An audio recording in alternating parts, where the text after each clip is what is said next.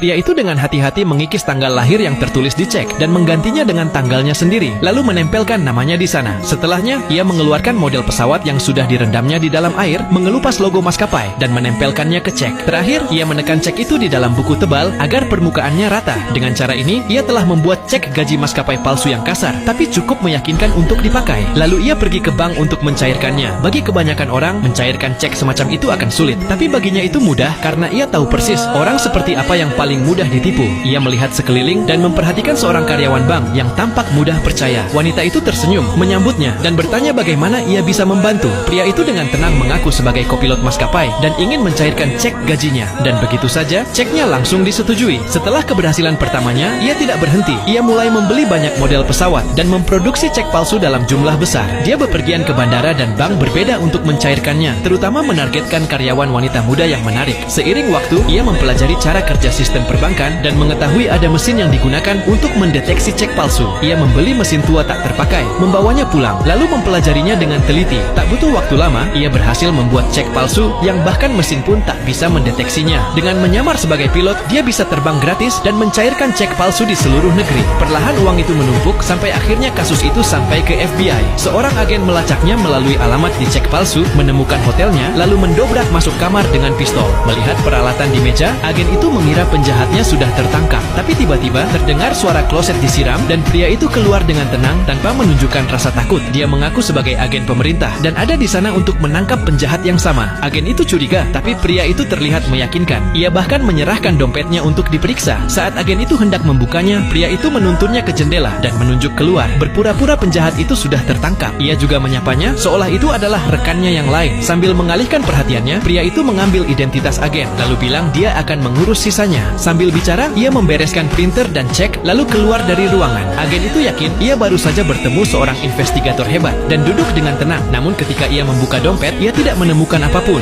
Hanya ada kartu-kartu iklan. Saat itulah ia menyadari, ia benar-benar telah dibodohi.